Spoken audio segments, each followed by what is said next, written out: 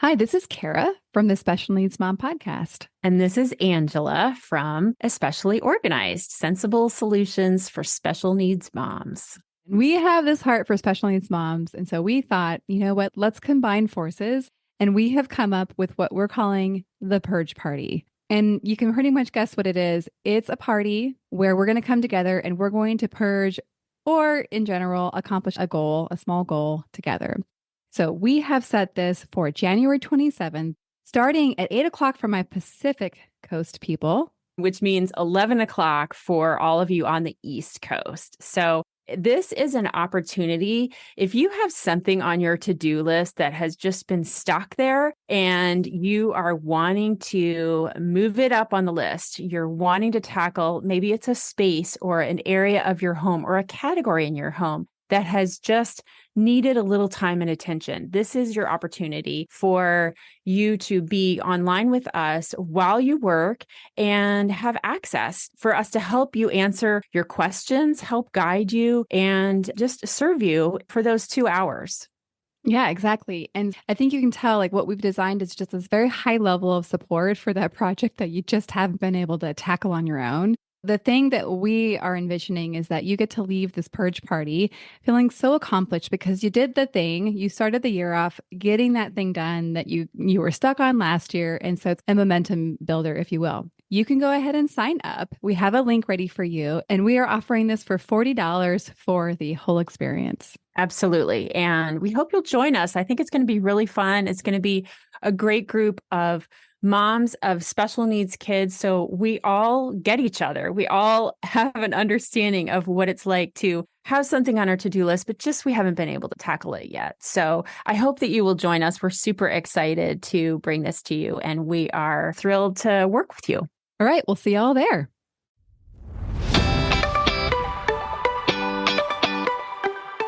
Hi, I'm Kara, life coach, wife, and mom to 4 incredible and unique children. It wasn't all that long ago that my son received a diagnosis that had my world come crashing down. I lacked the ability to see past the circumstances, which felt impossible, and the dreams I once had for my life and family felt destroyed. Fast forward past many years of surviving and not at all thriving, and you'll see a mom who trusts that she can handle anything that comes her way and has access to the power and confidence that once felt so lacking. I created the Special Needs Mom podcast to create connection and community with moms who find themselves feeling trapped and with no one who really understands. My intention is to spark the flare of possibility in your own life and rekindle your ability to dream. This isn't a podcast about your special needs child. This is a podcast about you. If you are a mom who feels anxious, alone, or stuck, then you are in the right place. Welcome. Hello, and welcome back to the Special Needs Mom podcast. I have a really amazing episode in store for you. I just got done recording actually with Bonnie. Bonnie O'Neill is our guest, and she brought kind of exactly the conversation that is like in my vision of what this podcast is all about. It was honest. It was obviously genuine. It was speaking to both her darkest moments, but also some of her victory in finding herself again. And in her case, finding kind of her way back to a relationship with God. So this episode is going to be really rich in conversation. And let me tell you a little bit about Bonnie before we get started. So she's an inspirational communicator who is passionate about restoring hope to hurting people. She's had a front row seat to the stresses of raising a child with chronic illness. Her son was diagnosed with type 1 diabetes at age 5 and also has 2 siblings of her own that were diagnosed with type 1 diabetes as well. Bonnie is deeply connected with the type 1 diabetes community as a leader, writer, speaker who inspires others to pursue their own journey of hope. Her new book, Chronic Hope, Raising a Child with Chronic Illness with Grace, Courage, and Love, helps readers discover hope in the unexpected and challenging seasons of life. I'm excited to tell you that we're going to actually do a book giveaway when this recording goes live.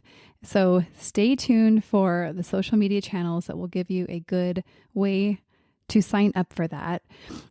So without further ado, let's get right into the episode. Bonnie, I am so glad that you're here for this conversation. I think it's going to be really, really rich and deep. So thank you so much for being a guest on the show.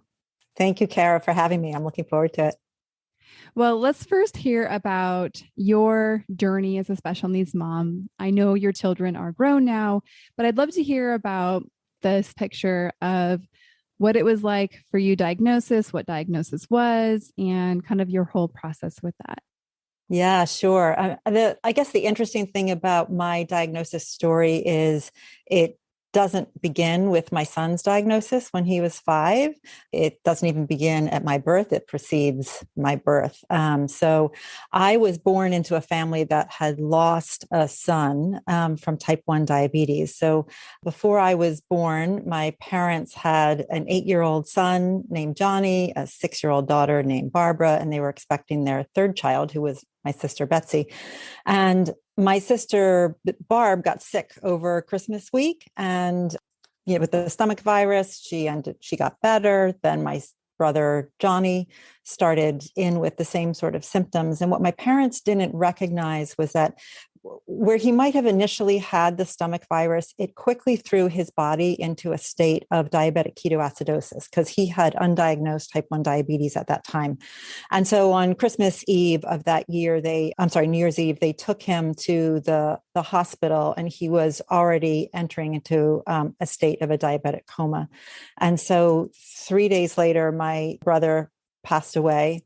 And if you can imagine, a week after that, my mother returned to the same hospital to deliver my sister.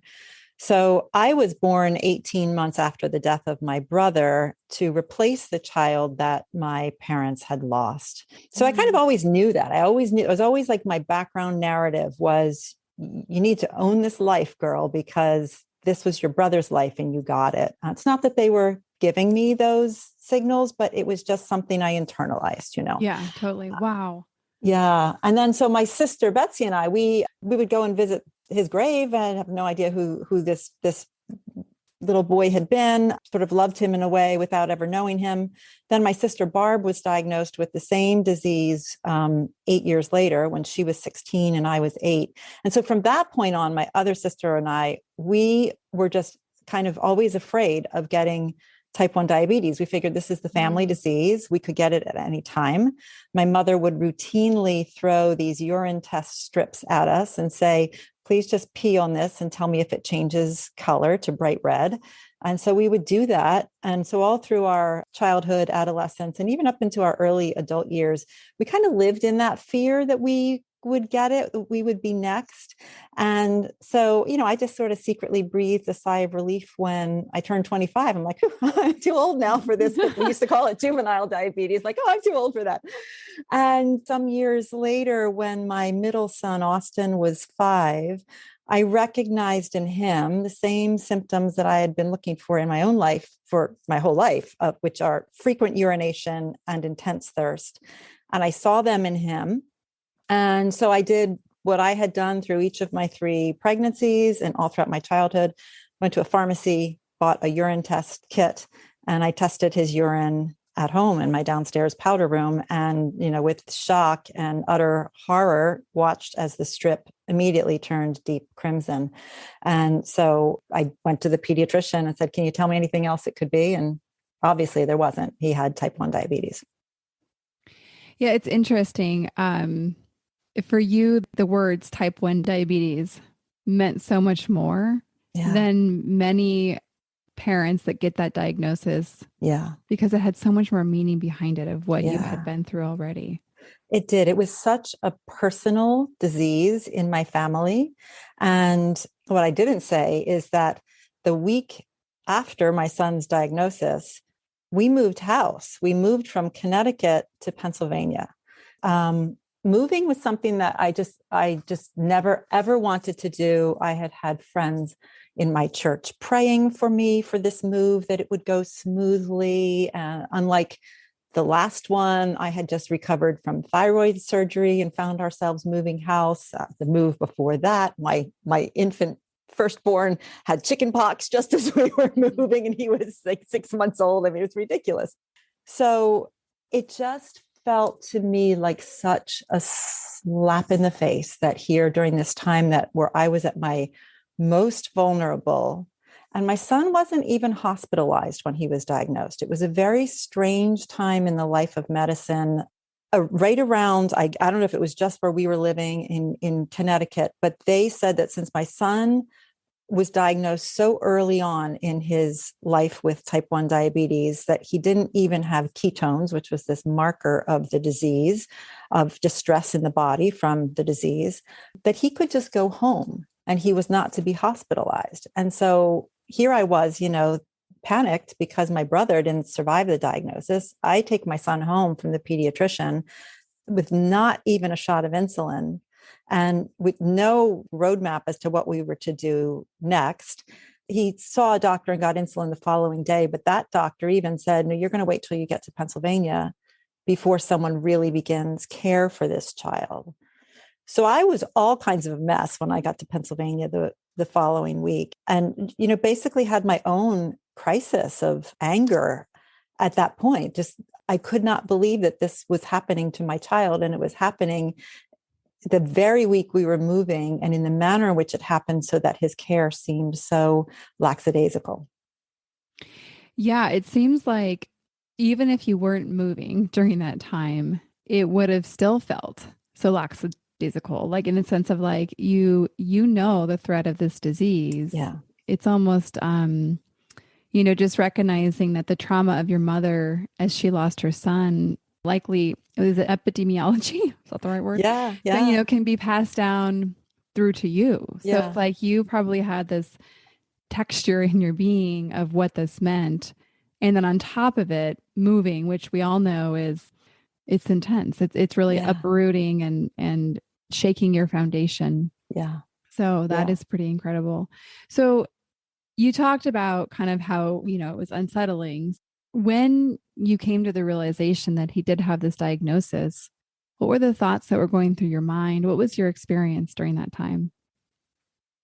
Well, I think the most profound experience for me really had to do with my faith.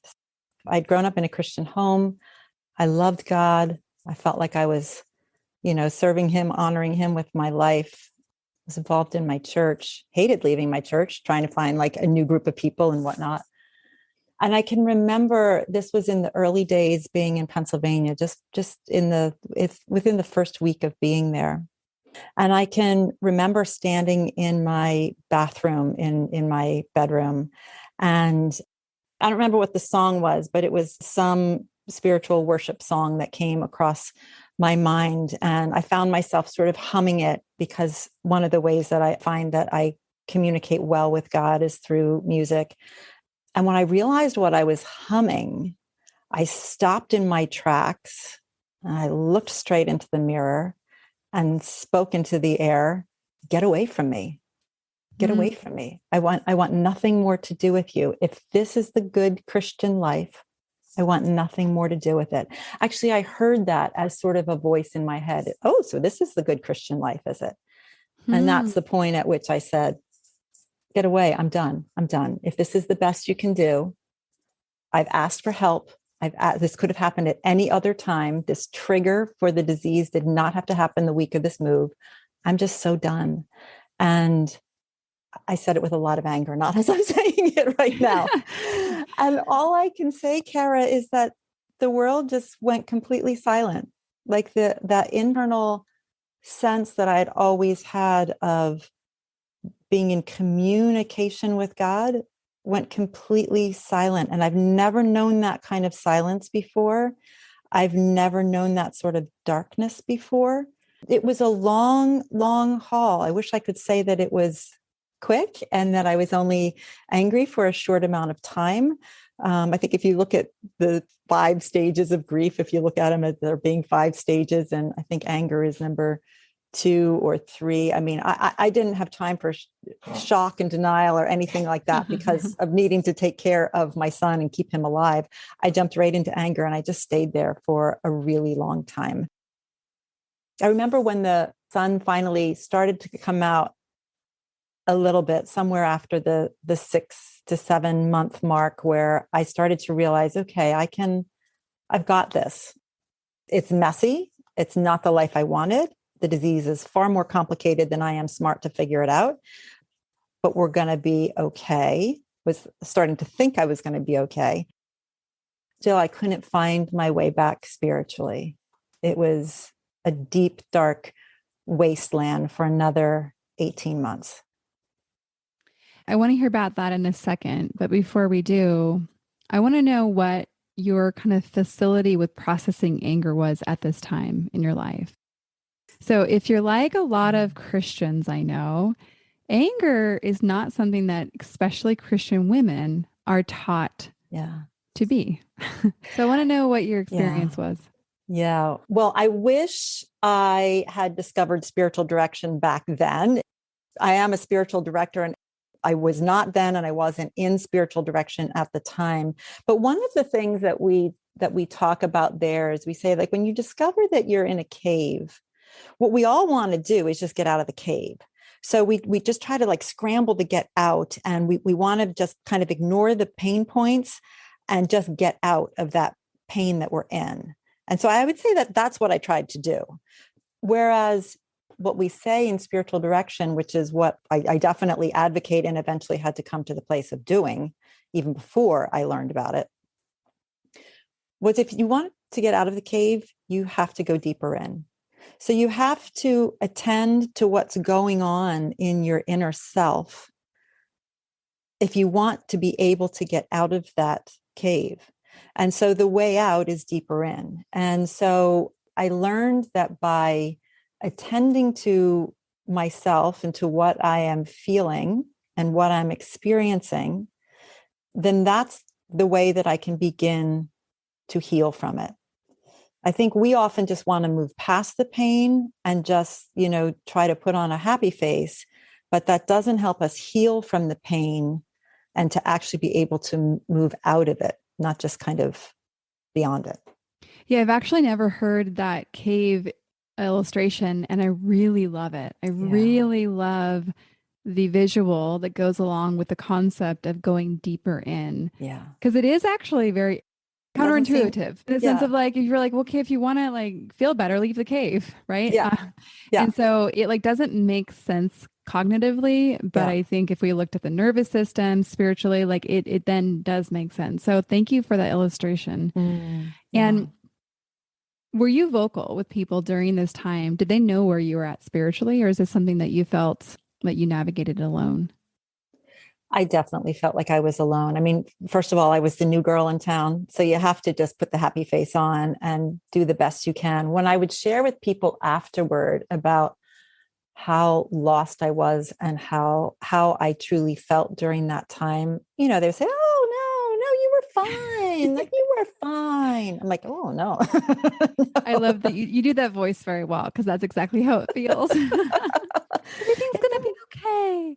Yeah. Or then one of the things that even after those first 2 years, one of the things that people would always say to me was, "Oh, well, so how's Austin? He's good, right?" And like they would answer their own question without giving me an opportunity to say how things really were. Or they would say, "How is Austin? He looks so good."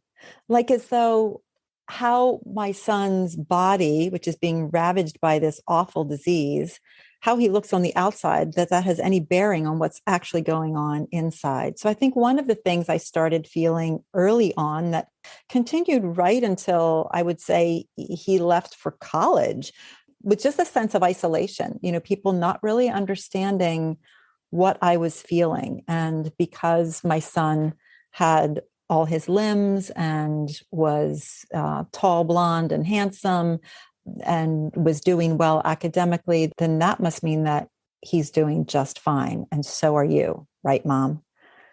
You explained that picture so well. I know that experience and it hits me hard when you say it because I remember that very conversation, different Yeah. place, different names. Yeah. But in many conversations where I think I was desperate for people to be in my story Mm-hmm. with me, to be like, Mm-hmm. oh, how's Levi? Well, let me tell you. Like, Mm-hmm. and then I realized, oh, okay, they weren't, okay. I was just supposed to say he's good. Okay. And, I definitely spent some time thinking, oh, wow, what jerks. And kind of was angry about that and, kind of made it about them versus about my need to be connected Mm-hmm. and to be Yeah. heard. Right. And to like Yeah. that was my job actually to fill that need. And yes, it's hard, but that's kind of, that's a different conversation. And when we have here on this podcast, I want to go back to then this dark time for you, if you're willing. And you shared that it was about like an 18-month, 2-month or 2-year Mm-hmm. experience where you really did not have a connection with God. So I Mm-hmm. would love to hear a little bit more about anything you want to share about that time. And then also, what had you step out of it? Because it sounds like you moved beyond that place. Mm-hmm. I have, and I have such a heart for people who are stuck in this particular place because I was stuck for what felt like an eternity to me. Part of why I wrote Chronic Hope was so that parents and caregivers have the permission to feel what they feel. And there's nothing wrong with the things that we're feeling, whether it's anger or jealousy or isolation, or even a spiritual estrangement. Whatever we feel, that's just what we feel. And it's important that we attend to that if we ever hope to get out of the cave. And part of why I wrote Chronic Hope in the way I did with these questions at the end of each chapter, it's for parents to be able to take an opportunity to say, well, where am I in anger? Where am I in feeling alone? Where am I in my jealousy? Bonnie told me about her experience with all of these things. Now, where am I? Where is my heart? How am I progressing? What can I do? Not because it's what I should do, but what can I do just if I want more healing for myself? How can I move along? And so I have a soft spot for parent caregivers who feel stuck in this place. So, as I said, when I was about 6 months into my son's life with diabetes, I started to then say, all right, God, I want you to forgive me because I was really not very nice in saying, go away. I don't want anything more to do with you. You're not measuring up. And that began kind of an 18-month period of me searching for him. And I can only say now that he was very gracious in taking his time in letting me find him. Because if right at that moment when I had said, God, I'm sorry that I was such a jerk and I called you all kinds of awful names and I said that you're just not good anymore. Would you forgive me? And can we go right back to where we were? Then we would have gone right back to the place where what I came to realize after 2 years was that I was harboring this if-then theology. That's what I call it now. And it's basically, if I do my part as a good Christian girl, or if I do my part as someone who tries to be nice and kind and good and all of those things, if I do my part, then you'll do your part, right, God? And you'll keep my family safe in however I define that to be. And so that's the theology under which I was operating, but I wasn't really aware of it. And I remember this dear friend of my mother's saying to me at one point, we saw each other shortly after my son's diagnosis, and she said something like, oh, but Bonnie, Father is always good. And I remember mentally rebuffing her and saying, oh, he might be good for you always, but he's not always good for me. And I think that for me was the biggest lesson, that I had to get to the place of saying, is God good all the time, even when life really isn't so good? And it took me a long time to get to that place. And then when it finally broke through, which just only happened because some wonderful friends prayed over me, and there was this immediate and beautiful release. But I knew at that time that I was going to have to go through another sort of trial at some point just to see well, how's your reaction going to be to that one? But I think for me, that was really the key thing, was just coming to a place of acceptance. And I think that that is the hardest thing for us parents of a child with special needs, is accepting that this is our life and it can still be a good life. It's not the life we would have chosen. But that doesn't mean that it's not a good life and doesn't offer perhaps more than we would have if we didn't have this in our lives. And it also doesn't mean that God doesn't love you. Yeah, I think that questioning God's goodness is something that I really relate to from what you shared. And I think that it's almost like the first faith that we had, it sounds like we had a pretty similar experience, had to get broken because it was founded on that. Like, I love the way you describe the if-then thinking.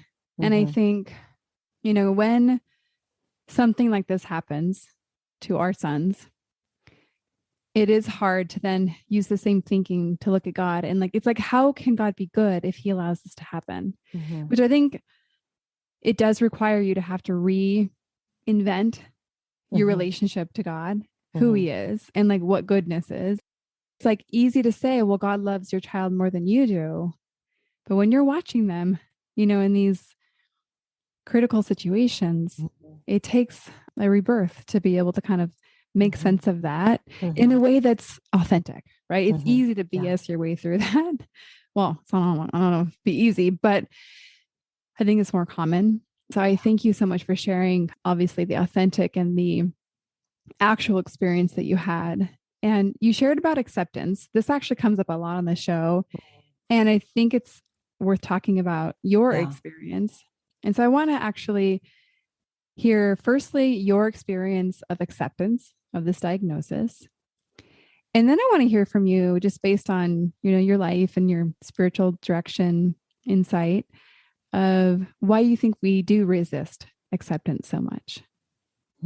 Great questions. Well, it's funny. So my book, Chronic Hope, I joke that I could have just as easily called it Chronic Control, because as I was writing the book, I realized it was really a book about control. It was a book about my not wanting to let go of control, and about this internal struggle constantly to let go of control. And so I think that's acceptance and letting go of control. They're kind of the same thing, So I don't think I could just say, oh, Bonnie, accept what this life is. I needed to see what I needed to do, which was to let go of control. And I needed to see it as it was my constant attempt to control things. And once I recognized that, I was able to then reframe situations in the moment and say, oh, Bonnie, you're upset now because you couldn't control that blood sugar. You can't control it. You can't control it. So what are you going to do about that? And just seeing that it was my desire to control things really helped me to be able to let go of things, if that makes sense. I think if I had just said, let go, Bonnie, let go, it wouldn't be the same. For me, recognizing it as control was key, because that also just tells me I want to be my own God and the own ruler of my universe, Yeah, so that was really important. One of the things too on the journey, and I discovered this as I was writing, is, and it was shocking to me at the time, until as I was writing it, I realized this is just what we do, is these issues like control and fear and anger, we think that we've tackled them. We think that we've met them face to face in the cave. We've gone deeper in, we've addressed them, we've come out, we've had a certain level of learning, and then we expect that it's a one and done and we're not going to revisit them. But what I realized was all of these emotions form a spiral. And so there are a lot of spirals in the book. And the one that's probably the most overt is that we keep revisiting these same emotional struggles again and again. So my desire for control, when my son was in college, looked different from my desire for control when he was in elementary school, which looked different from my desire for control when he was newly diagnosed and I was rejecting the diagnosis. So, but you see, they're all just different elements of control. And I think it's so hard for us to accept because we don't want to let go of control. We don't want to let, yeah. Well, and I see also that a lot of times moms that I'm working with that are not yet feeling like they've stepped in that full acceptance. Because with acceptance is freedom, right? Like if we know this, there's freedom in acceptance. But I think what happens is that they conflate. They think that if they accept something, that it means that they have to give up certain things that they are not willing to give up. Like maybe it has to do with like their future and like what it means for their future. Like in some cases, some diagnoses early on look like, okay, your child might be living with you indefinitely. Right. And so if you accept your child's diagnosis as that, then it's also accepting that you'll never have freedom again. Right. Do you see how that's conflated? And, it's off there in the future. And so, it feels real at the time, but I think it's like they're two separate conversations. And if you desire freedom, it's still available to you. It's just going to look different. You're going to have to create it differently than if you didn't have a child that, let's just say, lived with you. So that's just example off the top of my head. But I think that's oftentimes what has us hold on and resist that acceptance because we think it means something that we're not willing to let go of or to not have or to have. And so I think it's helpful. Obviously, these conversations can help us kind of identify what those things are. And then once we realize what's holding us back from acceptance, then we can kind of ease into it.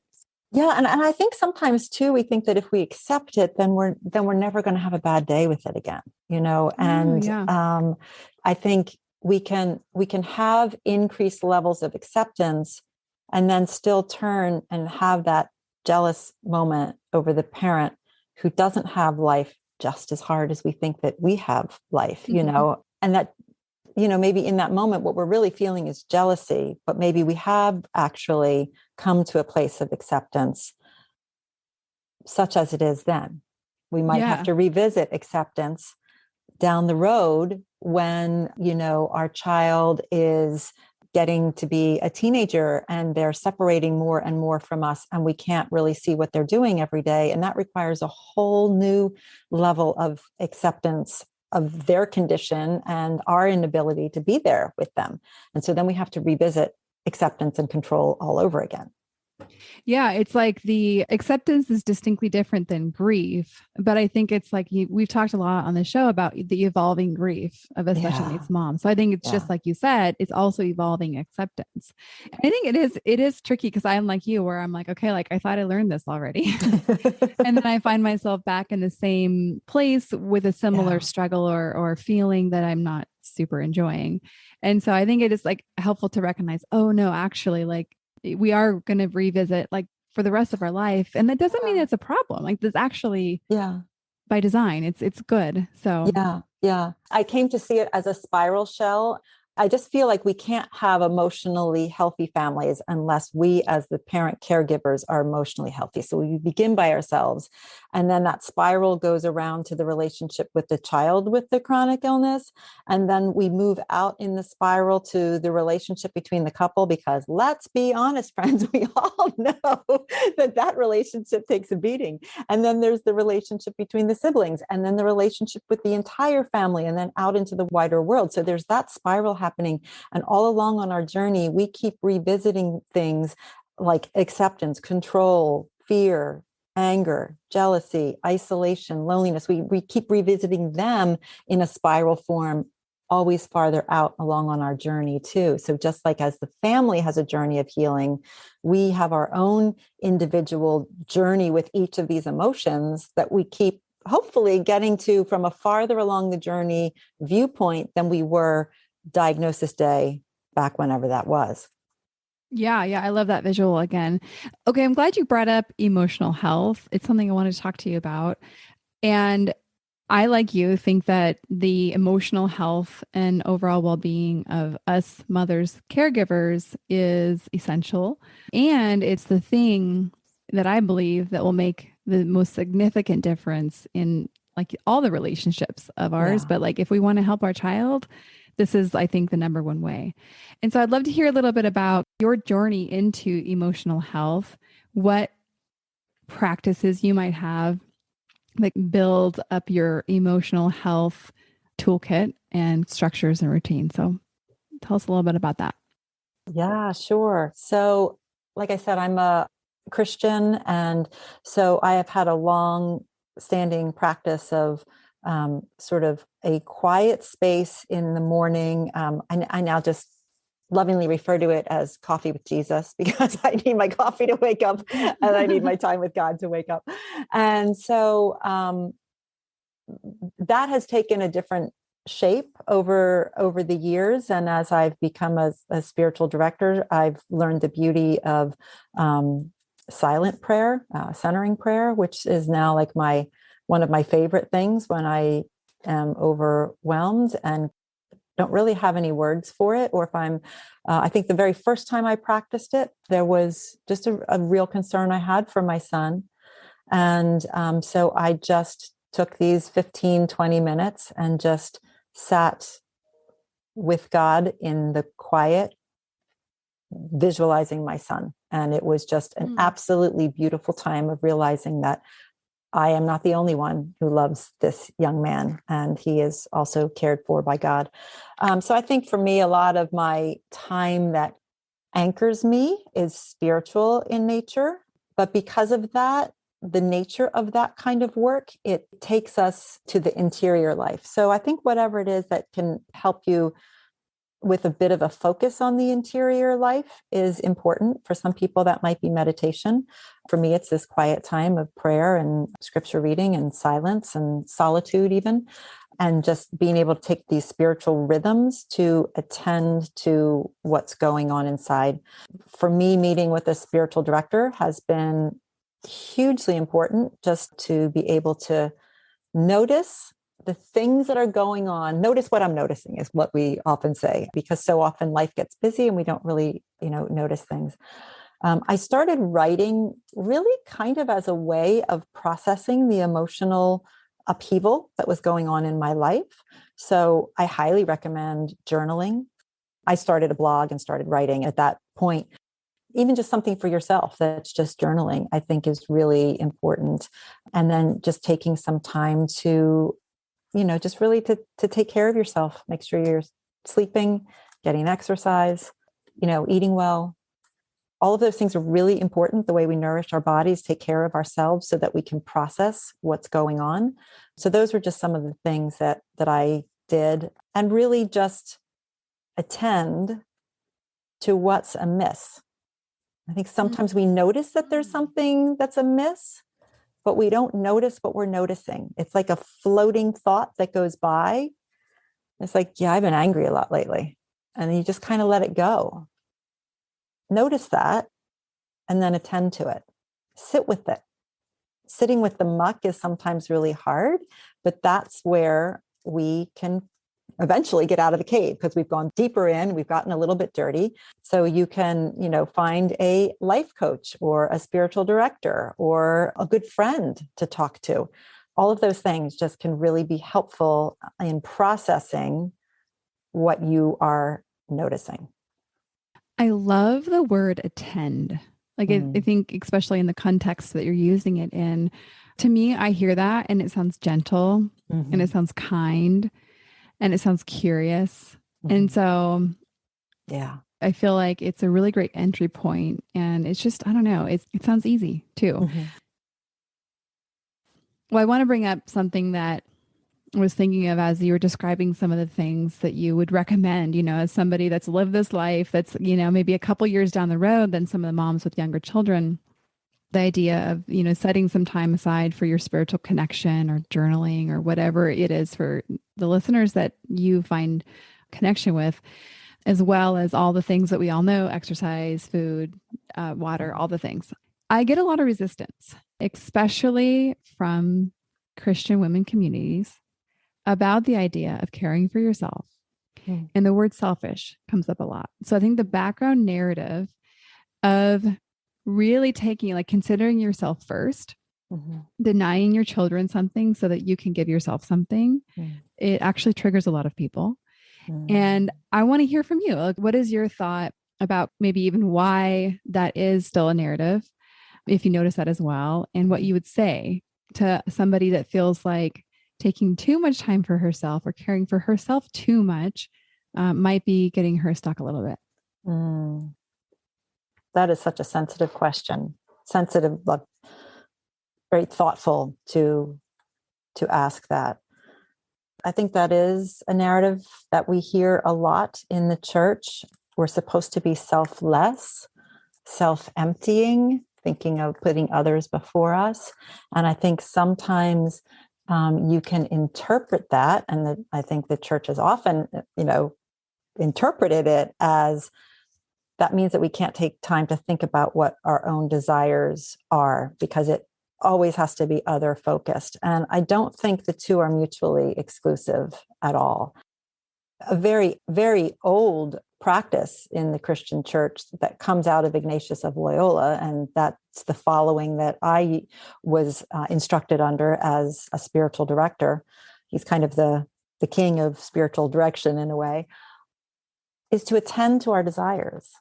That's where it all begins, is to attend to the desires of our heart. So I love this verse from the book of Psalms, which is a book of songs, really, in the Old Testament, where the famous King David says, "Delight yourself in the Lord, and he will give you the desires of your heart." And what I love in that is it's not like I will grant you, like a genie granting you 3 wishes. It's not like delight in God and he's going to be a genie for you and give you 3 wishes. It's more like plant. It's not grant, it's plant. So it's delight in God, and he will plant desires in your heart. And I think if we just could remember that, then there's nothing to be afraid of in looking at what our desires are. If your delight is in God, then he's giving you those desires. They are from you. So what are the desires of your heart? So one of the things that we will do in spiritual direction is to talk about your desires. What do you really want? And if you think about it, in the Gospels, the most asked question that Jesus asked in the Gospels is, what do you want me to do for you? Translation, what's your desire? What is your desire? And I think it's really important that we begin noticing what our desires are, because those then, can inform a direction that we should go in life, but they also can help us to understand why we're stuck. If I'm stuck again and again with not being able to accept my child's diagnosis, and I start asking myself the question, what do you really want, Bonnie? What do you really want? And I'd probably find myself in a puddle of tears in those early years saying, I don't want this diagnosis. And that's a really important starting point, because then I begin to understand why I'm fighting it so much. It's because I was afraid of it. I was afraid of it my whole life. And I feel like you've abandoned me. And so understanding our desires becomes a gateway to understanding our spirit better and understanding that communication we're trying to have with God. And it can also then help us realize where it's gotten blocked. Because if I had, again, been asking myself that line of questioning early on, I would have gotten to this place of saying, you hurt me. You let me down.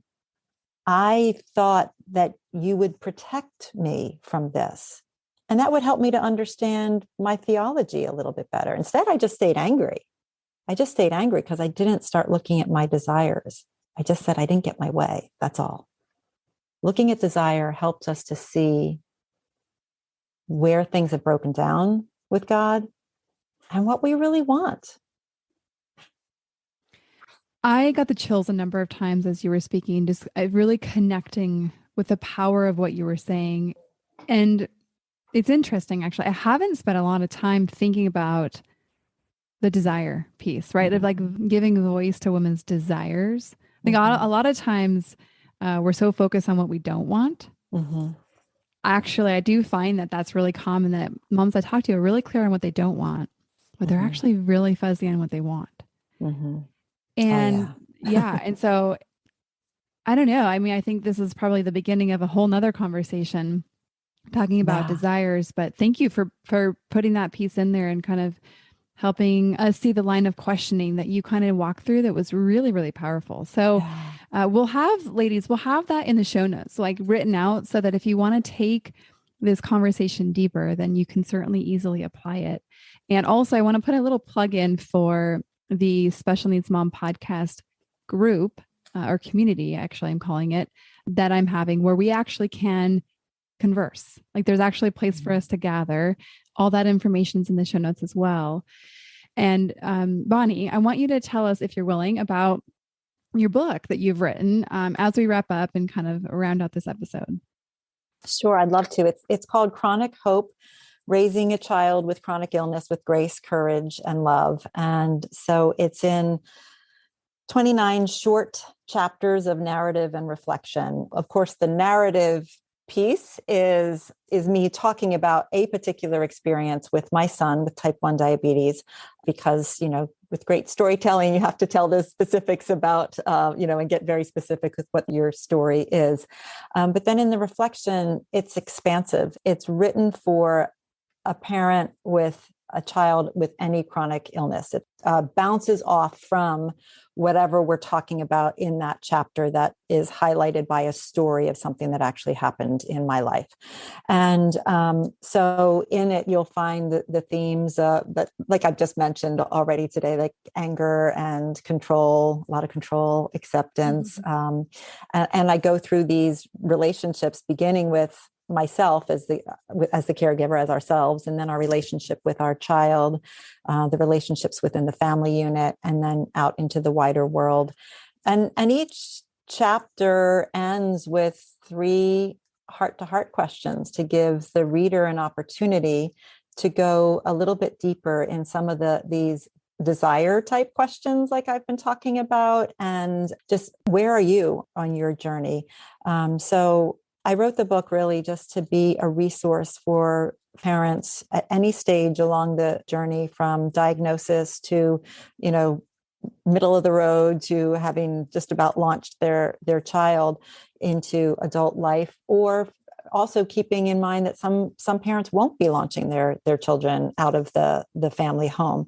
And so we kind of address all of that in the book, and it's just open and expansive for everybody, hopefully, to be able to find themselves in the pages. And when we had the launch team, I ran a book club, and we met 3 times, and it was really interesting. There were even some people in that book club who didn't even have a child with a chronic illness, and they were able to relate to, whether it was maybe their career that they were trying to control, or adult children with issues that they were trying to control. So hopefully there's something for everyone in that. And then I have on my website also an additional 30-day hope journal that is kind of a companion to Chronic Hope. So if after you've read the book and, you've kind of gone through some of the questions in each chapter, if you want a little bit more of that, and we're talking about this, this quiet space for us, especially as women, men are welcome to it as well. Just for journaling and going a little bit deeper, you can just download that for free. So amazing. And where is your book available? Anywhere books are sold. You can get it on Amazon, Barnes and Noble. And then there are links right on my website as well, bonnieoneil.com. I personally look forward to reading your book, and I'd love to get it in the hands of at least one of our listeners. So with that, we're going to wrap up. Bonnie, I am so thrilled to have met you and to now have you part of this community. And thank you so much for sharing your voice and your story with the show.